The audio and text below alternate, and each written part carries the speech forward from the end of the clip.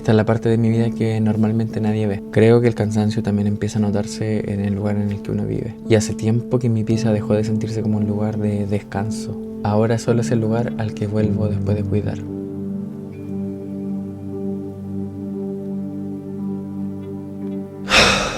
Hace unos años mi vida era completamente diferente. Tenía trabajo, dormía bien, sentía que tenía un propósito. Y ahora mi vida gira en torno a hospitales, medicamentos, comprar remedios, cuidar y con el miedo constante de perder a mis papás. Y todo comenzó exactamente hace un año. En abril recuerdo que mi mamá entonces no respiraba muy bien y estaba con un pseudo resfriado, esperando por cuarta vez que el broncopulmonar que la atendía en el sistema público no le cancelara la cita, porque se la había postergado 4 veces. Oye, ¿qué estoy haciendo ahí? Justo en ese mes, mi papá estaba entrando a la leña y se golpeó la pierna con un palo. Y así comenzó todo. En ese entonces yo estaba trabajando, siguiendo mi vida con total normalidad. Tenía muchas aspiraciones, así que me sacaba la mugre trabajando y llegaba aquí a mi casa y seguía trabajando. Pasaron los días y bueno, mi papá sufre una descompensación diabética. Un simple moretón se le transformó en una herida que casi le quita la vida. Y en junio, un día que yo llego después del trabajo, encuentro a mi mamá muy mal. Este pseudo resfriado que no la dejaba respirar bien lo arrastró durante meses y un día 19 de junio que yo llego aquí a mi casa después del trabajo la encuentro muy mal.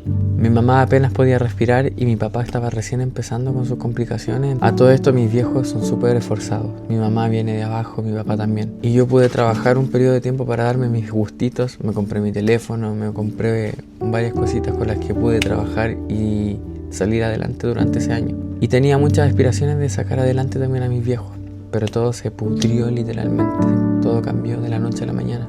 Ese día que llego del trabajo y encuentro a mi mamá en ese estado, lo primero que tiene a decir fue: vamos al hospital. Mi mamá no quería ir.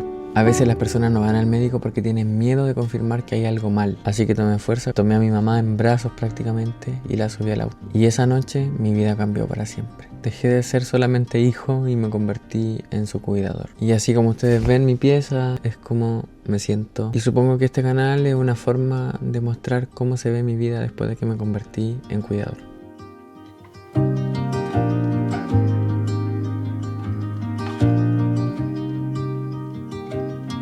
Y un día, estando en el hospital con mi mamá, cuidándola, me di cuenta que toda mi vida empezó a girar alrededor de ella. Y hay días donde siento que llevo años cansado y aún así hay que seguir. Antes de ir al hospital yo presentía algo extraño, sentía algo en la respiración de mi mamá, en sus ojos, algo que no estaba bien. Eso me marcó y su carita no me la puedo borrar hasta el día de hoy. Ese sufrimiento, ese dolor que sentía. Y desde el primer día yo figuraba en el hospital preguntando cosas a cualquier persona que se me cruzara, esperando respuestas, como si alguien pudiera decirme que todo iba a estar bien.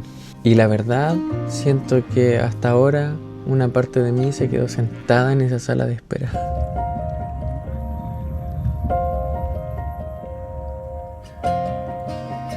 ¿Cómo se siente, mamita?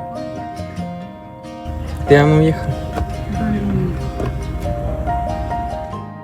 Después de eso, nuestra vida cambió completamente. Mi mamá se hospitalizó como por 6 meses, comenzó tratamientos, quimioterapia y poco a poco la enfermedad empezó a entrar en cada rincón de nuestras vidas. Y en ese mismo proceso mi papá empezó a deteriorarse, sufrió una descompensación diabética muy fuerte, su pierna no se recuperaba, se la iban a amputar y tuvimos que acudir a la salud privada para poder salvarle la vida prácticamente. Yo en ese entonces estaba con licencia médica, hospitalizado con mi mamá también. Me dejaron estar cada minuto, cada segundo con mi viejita y eso se lo agradezco mucho al equipo de Chillán y de San Carlos también, que desde el día 1 fueron muy flexibles en ese sentido y entendían mi dolor, entendían el sufrimiento detrás de un diagnóstico tan fuerte como el cáncer. Todo va a estar bien, te lo prometo. ¿Ya? Yo entré en un estado depresivo, ansioso, estuve con tratamiento psiquiátrico, no podía ir a trabajar. Aún así, y con todo eso, me postergué y me convertí en la persona que sostenía la casa económicamente y emocionalmente igual. Y hay días en los que me cuesta mucho reconocer quién era yo antes de todo esto. Yo creo que este es un patrón que se repite en todas las personas cuidadoras, en todas las personas que deciden dejar su vida de lado, postergarse por terceras personas. Y es que comenzamos como a abandonarnos a nosotros mismos por servir, por estar para el otro.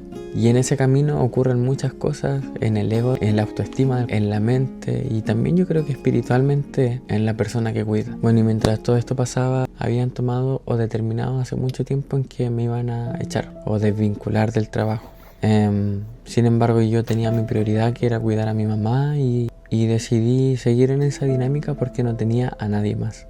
Literalmente no había nadie más que pudiese hacerlo. Quizá mi papá hubiese podido hacerlo, pero él también estaba enfermo, tratando de salvar su vida y postrado en mi casa mientras yo estaba cuidando a mi mamá en el hospital de Chillán.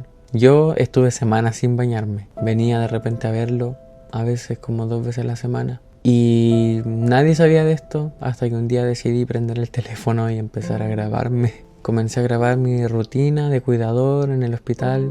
Yo nunca había sentido tanto miedo por el sufrimiento que estaban viviendo ambos. Y aparte que cuidar emocionalmente a una persona ya es complicado, pero sostener una casa económicamente mientras ves que tus papás se están deteriorando lentamente y que además requieren de cuidados extremos, eso te cambia totalmente el chip.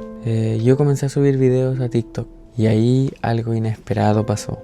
La gente empezó a verme, se empezó a quedar, me empezaron a seguir, nos empezaron a acompañar y a mirar nuestra historia de diferentes partes de Chile y de diferentes países. Yo en todo ese periodo nunca me había sentido tan acompañado. Y ahí fue que hasta mis vecinos organizaron una rifa y se creó una red de apoyo súper importante en redes sociales para mí. Y todavía me emociona pensar que tantas personas me ayudaron a través de redes sociales y sin conocernos. Y creo que ese ha sido el lado más bonito de toda esta historia que ya va a cumplir casi un año. Porque honestamente terminé el 2025 con mis 2 papás muy mal y aparte sin trabajo. Y desde entonces he estado intentando encontrar formas para sostener mi vida en mi casa, intentando mover mis redes sociales, intentando crear algo y también intentando transformar todo esto como una forma para poder seguir cuidándolos aquí en la casa.